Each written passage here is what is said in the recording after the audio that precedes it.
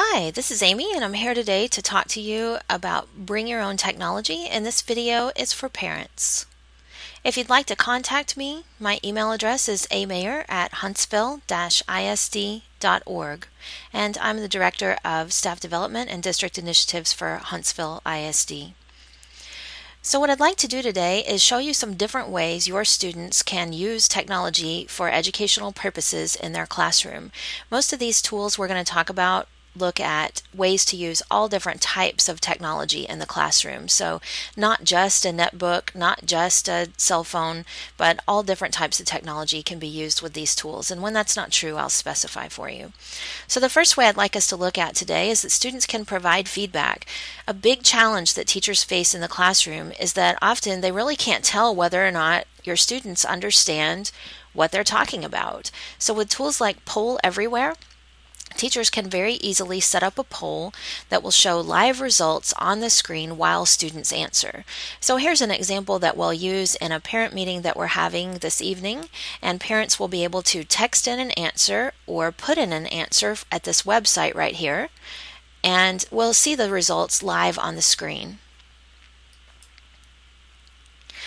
The next way that students can use their devices in the classroom is just so simple, and we all do it all the time. Everybody who's tied to their device, we use them to find information. Let's check out this little video clip and see how this can look in a classroom. Maybe not our classrooms, we hope not, but it certainly brings the point home. Don't you see what's happening, people? The machines are getting smarter and we're getting dumber. Do you think any of these devices are going to tell you when Custer's last stand was?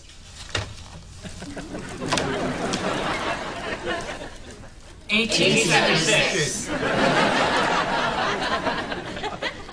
That's right. So if you'll remember, we were talking about students being able to find information, and obviously that's the case. We all use our devices that way all the time. Did you know that students can also use many devices to scan codes like this? This is called a QR code, and for long web addresses or complex web addresses, this can be a great way for students to get to websites. For example, they might use a QR code like this to navigate to their Moodle school homepage to be taken right to their own teacher's classroom without the time that it normally takes in class to navigate to a teacher's Moodle page. Another way that students can use their own devices is to learn new things. There are so many websites emerging for students to use to get lessons just like they were in the classroom. Obviously, we still need our fine educators to help students refine their knowledge, to help students guide their studies in the right direction so that they learn things in an order that makes sense to them and that works best for their brains. But sites like Khan Academy, which you can find online at khanacademy.org, provide literally thousands of lessons. You can see right here at the date the screenshot was taken, 3,200 educational videos, thousands of lessons for students to learn all different kinds of concepts that they need to learn in school. This is a wonderful way to learn, not because it gives our teachers a break, but because students can learn at their own pace. So if I have one student who learns things through an auditory visual fashion very quickly, that student can move ahead, and another student who needs to rewind a few times can do that. In the regular classroom with just one teacher as a lecturer, that's simply not possible. It's a great opportunity for what's called differentiation of instruction. This next site I'd like to show you is called TED Ed, and it's located online at ed.ted.com. This site has many highly refined videos for students to use to learn. I'd like to show you just the beginning of one of them so that you can see how sophisticated the animation is and how engaging the videos are. Take a look.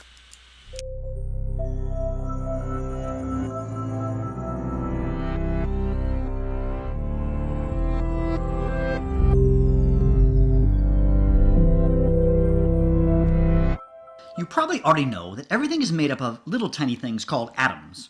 You might even know that each atom is made up of even smaller particles called protons, neutrons, and electrons. And you've probably heard that atoms are small. But I'll bet you haven't ever thought about how small atoms really are. Well, the answer is that they are really, really, really small.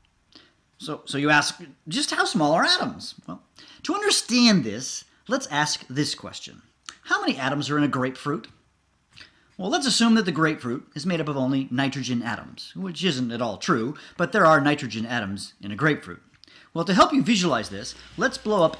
So I think you probably get the point that this is not something that somebody made, one evening in their pajamas to teach students. This is a sophisticated animation that teaches students a complex concept that might be difficult to teach just using, let's say, a whiteboard in a classroom or even just a computer and a projector.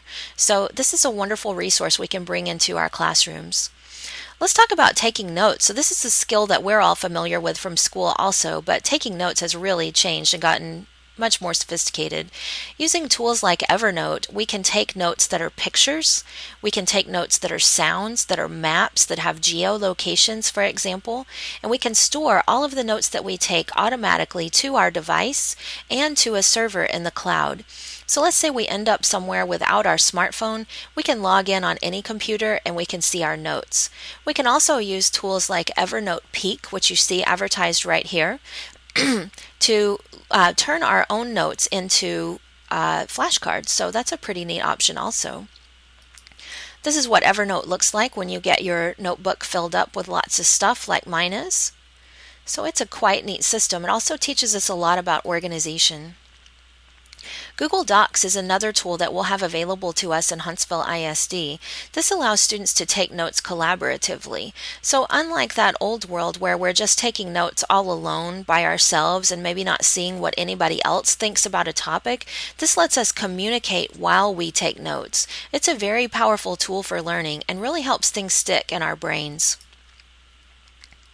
The next thing that students can do on their own devices is read. And first I want to show you the most versatile reader that I know of that's on the market today. And this is the Kindle Cloud Reader. So I know that you've probably heard of the Kindle device, the Kindle Fire. The same sort of reading software that's on that device is actually available on all different kinds of phones and computers. So this is what it looks like when you have a library full of books like I do. If you have an iDevice, so that's an iPod, an iPhone, or an iPad, you can get iBooks. And this is a really neat looking way to read also. I think it's interesting how they actually used a wooden bookshelf to display the electronic books, which look like this when they're pulled up on the screen. It's a wonderful way to read and learn.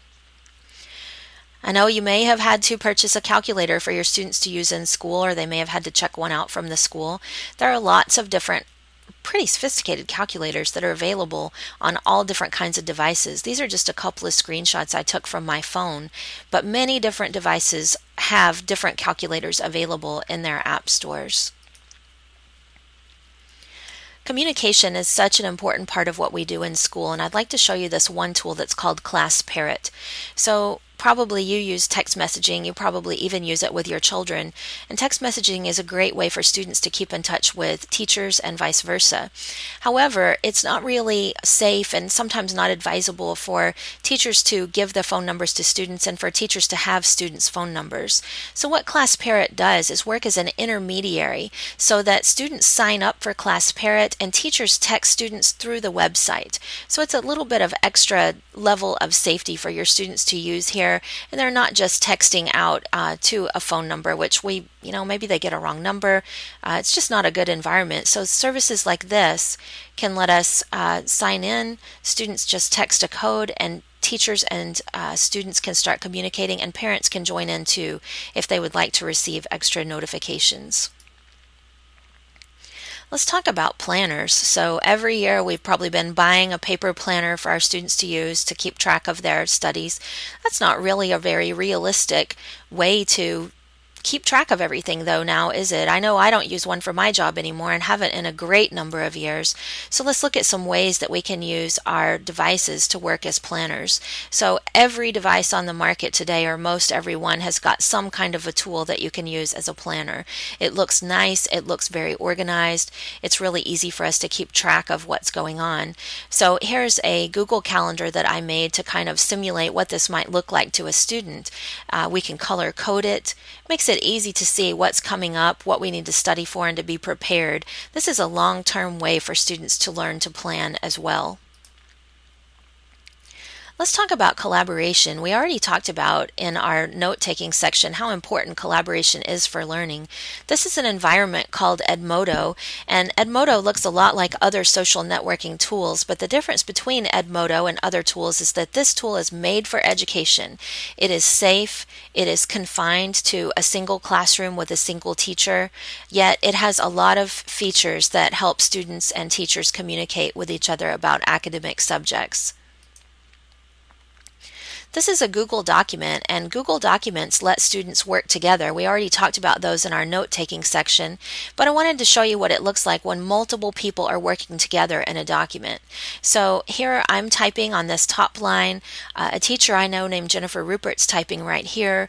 A technology coordinator is typing right down here, and an instructor is typing right here. So we're all working together in this document all at once.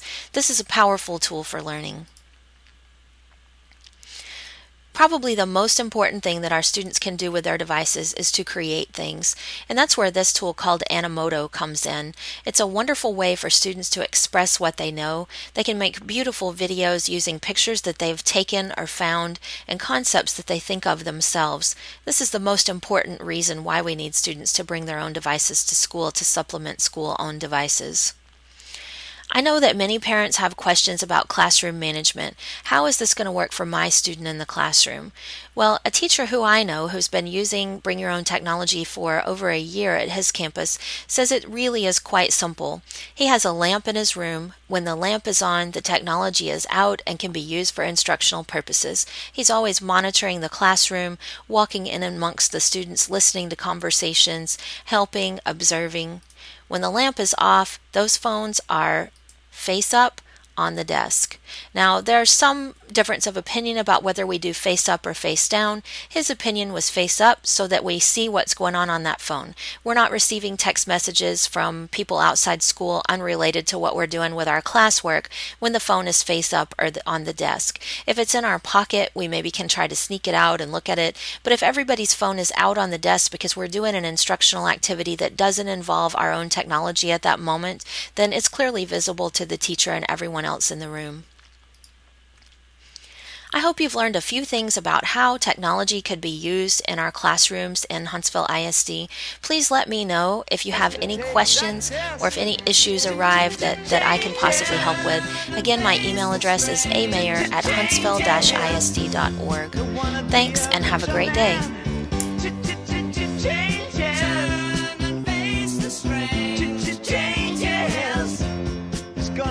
Be a different man. Time may change me, but I can't trace time.